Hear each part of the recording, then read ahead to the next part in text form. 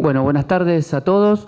Gracias por la invitación. La verdad que es muy lindo, después de recorrer los bancos y las aulas de acá de esta facultad, después caminarla de otra forma, de otra posición, está bueno, se siente bien uno, que valió el sacrificio.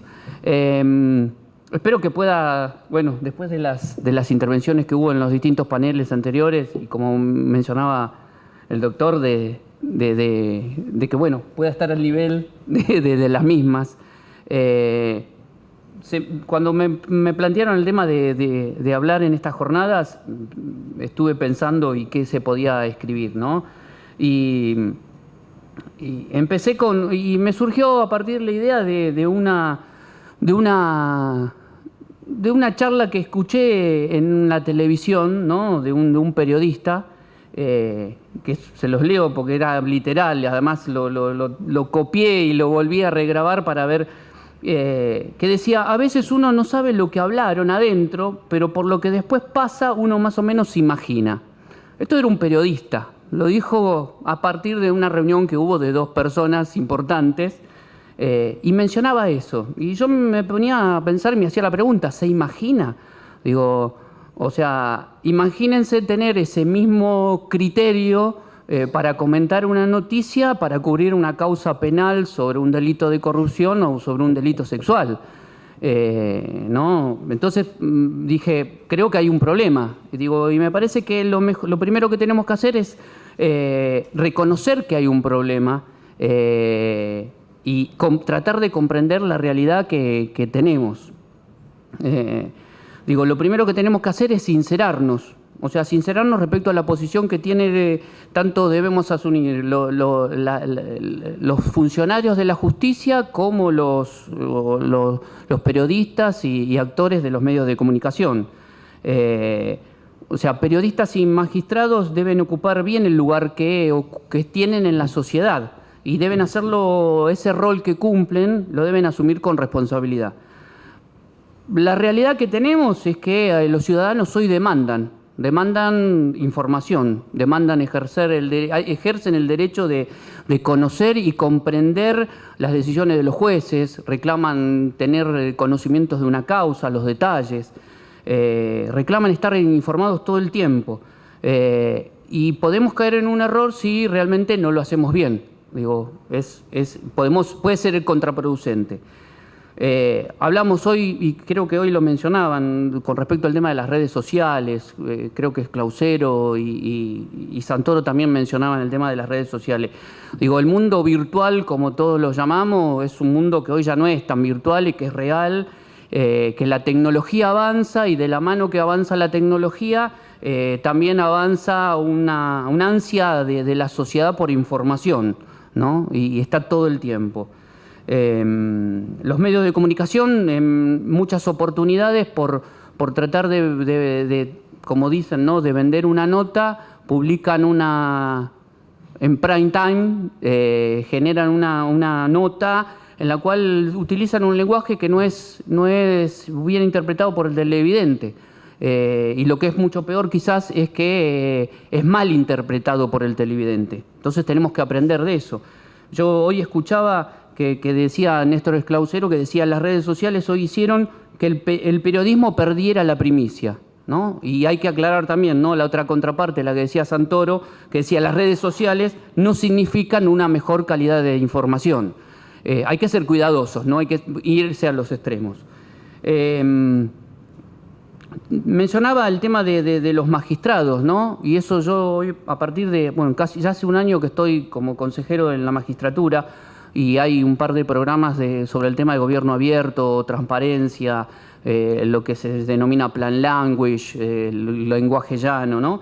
Y me quedaba como que los magistrados no salen del corset lingüístico, ¿no?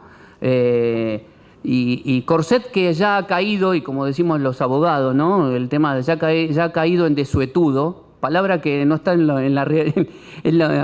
está ni en el sitio web de la Real Academia Española, ¿no? Pero se siguen utilizando esos términos, claro, y se siguen utilizando esos términos para que las resoluciones sean solamente comprendidas por otros abogados. Y sin tener en cuenta que los ciudadanos también ansían conocer y comprender una resolución judicial. Este es el mundo global, ¿no? Es el cambio cultural que se nos ha presentado. Decía que el mundo digital es un hecho concreto, lo que mencionaba antes, que es algo real, no es ya virtual. La demanda de información, los medios de información, las oportunidades de información son miles. Entonces la pregunta es esta, ¿cómo es que nosotros hacemos para trabajar este cambio cultural que se viene dando desde hace unos años hasta la fecha y seguir manteniendo esa interrelación entre medios de comunicación y justicia?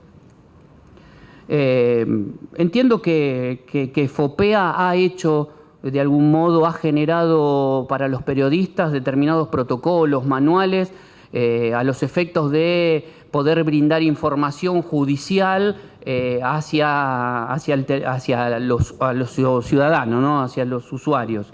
Que eso mencionaba hoy, decía Lorena Maciel, que mencionaba al respecto de que la necesidad de formación de parte de los periodistas para ejercer un buen periodismo. Y tenemos que hablar de todas estas situaciones, todo este panorama, y para comprender un poco la realidad tenemos que comprender respecto al tema de la confianza. La confianza que en numerosas encuestas o estudios dan un porcentaje muy bajo con respecto a la confianza de la justicia. Por el caso contrario, un alto porcentaje, superando el 50-60% de los medios de comunicación a un día.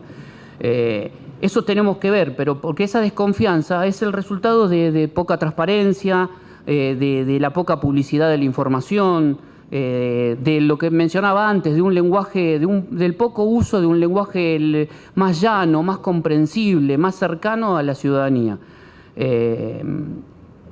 Creo que desarrollar, y como me parece que a partir de lo que mencionaba, de tratar de hacer cursos y eso, me parece que los espacios de diálogo como este, o espacios donde se generen transparencia, apertura de datos, innovación tecnológica, acceso a estudiar y a comprender nuevas metodologías, me parece que eso es lo que genera confianza. Y me parece que la generación de confianza lo que hace es acortar las distancias entre las instituciones y las ciudadanías. Y la ciudadanía, que hoy están lejanas, hoy están distantes. Tenemos que pensar en este sentido que la transparencia hoy es parte de estos pilares, lo que se llama gobierno abierto. Y mencionaba lo de gobierno abierto. Hoy estamos hablando y estamos trabajando, ¿no?, desde el Consejo de la Magistratura, juntamente con el Ejecutivo y con el Legislativo, en tratar inclusive de utilizar otro término, ya no utilizar el término gobierno abierto, sino el de Estado abierto, donde ya se involucre tanto al Poder Legislativo como al Poder Judicial. O sea, lo cual esto es innovador y ya queda en el pasado el famoso gobierno abierto. ¿Qué objetivos perseguir? Pensaba que la ciudadanía pueda llegar al verdadero significado de las resoluciones judiciales. Digo, que sean fácil interpretadas por ellos, que sean accesibles, que los medios de comunicación, al utilizar determinados protocolos y tener determinadas acciones, sean un mediador justo, ¿no?, valga la redundancia, entre la justicia y los ciudadanos. Porque realmente si hay un problema, si hay una controversia entre periodismo, medios de comunicación y justicia, el único perjudicado en este caso es el ciudadano, que no le llega la información, que le llega mal, que le llega el mensaje distorsionado. Creo que magistrados y periodistas deben ejercer con responsabilidad ese rol. Me parece que a partir de estos ámbitos de diálogo tienen que resultar como disparador y al parecer sí, porque digo, hoy en apenas una jornada ya pensaron en planificar y tratar de generar cursos de formación, lo cual eso ya no va a ser que venga un abogado a estudiar eso, quizás también ya va a prepararse un periodista. Me parece que estos son los lugares donde vale la pena recrearlos e impulsarlos y motivarlos. Esa interrelación entre justicia y medios de comunicación sin duda tiene que darse, no hay vuelta. Hoy por hoy no hay vuelta. Hoy veía el nombre de jornada sobre justicia y comunicación, ¿no? Quizás yo hasta le cambiaría y la bautizaría distinta, ¿no? Porque, digo, para hacer un poco y personalizar un poco más, digo, sería una cosa así como diálogo entre justicia y medios de comunicación, diálogo entre constructores de transparencia y ciudadanía, porque no hay duda que tanto la justicia, los magistrados, funcionarios judiciales y periodistas forman parte de eso. Les agradezco por escucharme, espero que haya salido todo muy bien en la jornada de hoy. Me tomo el atrevimiento de tomarme un minuto más y mencionar un tema que lo quiero y me lo voy a hacer de algún modo como regla con respecto al tema de lo que es la autonomía de la Ciudad de Buenos Aires. Consagrada tanto en la Constitución Nacional como en la Constitución porteña, esa Constitución, esa autonomía, también comprende lo que es la transferencia de la justicia nacional a la justicia local. Y sin tomar una posición en concreto y tratando de involucrar a todos los actores que forman parte de esta transferencia, quiero hacer un llamado, y quizás sirve esto también y sirve cualquier espacio para hacerlo, apelar tanto a las autoridades nacionales como a las locales, al Congreso de la Nación, a que tomen las acciones necesarias y que correspondan y las pertinentes, sin dejar a nadie afuera de eso, para que pueda llegar a transferirse la justicia de una buena vez. Me parece que la transferencia de la justicia va a permitir, primero, el cumplimiento de la manda constitucional. Segundo, que todos los vecinos puedan ejercer de forma plena y absoluta lo que es la autonomía de la ciudad.